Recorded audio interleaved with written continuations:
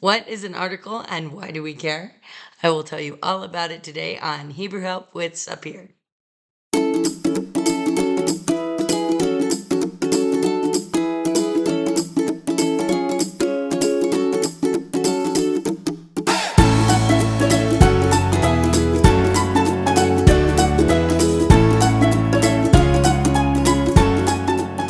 Welcome to Hebrew Help.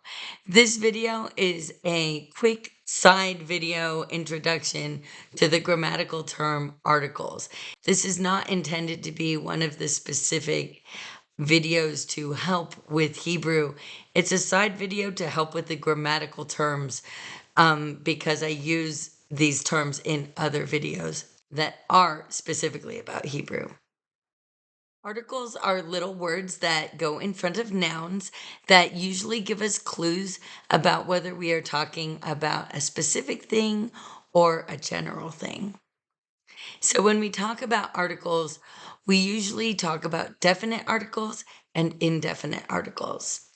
So English has three articles: the, a or an, and some. Wait a second, isn't that four?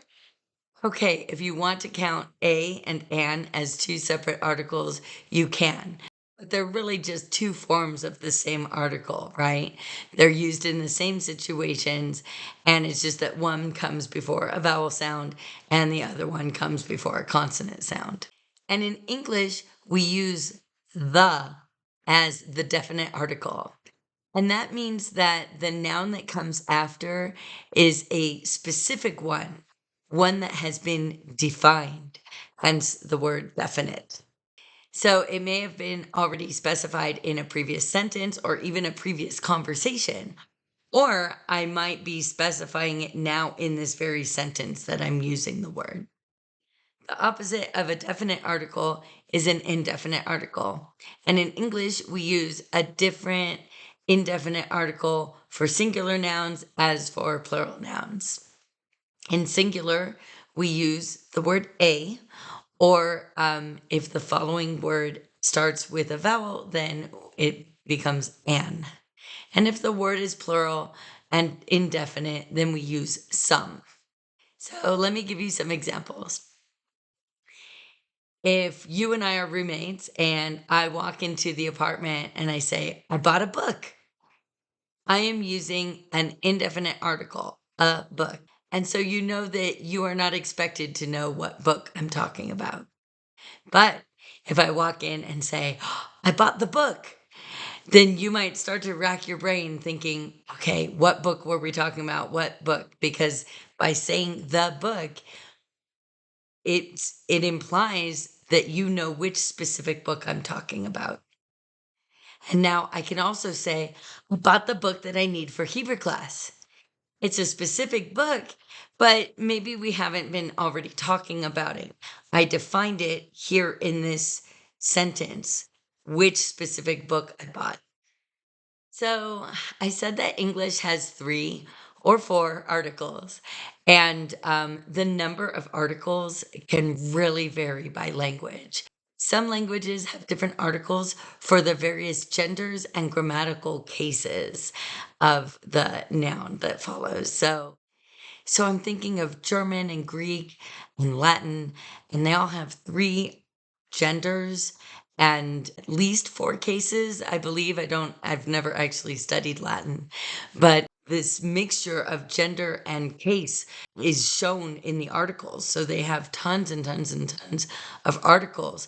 You know, a teeny little word is giving you a lot of information about that noun, what gender it is, and also what place it holds in the sentence. So English articles basically break down like this.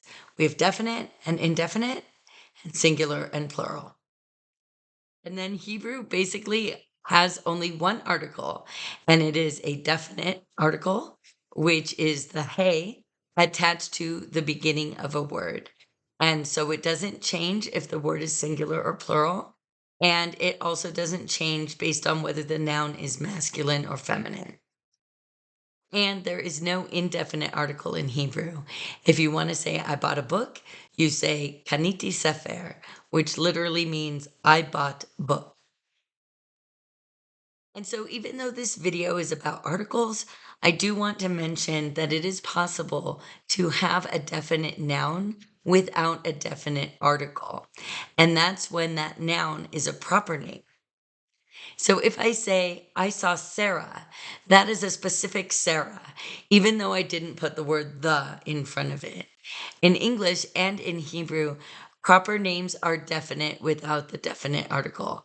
And it's in fact not proper to put the definite article. If I say, I saw the Sarah, that's a very specific situation in which maybe there's a very specific Sarah that everyone knows. Maybe she's famous, or maybe there's one that if I say the Sarah, we know which one I'm talking about.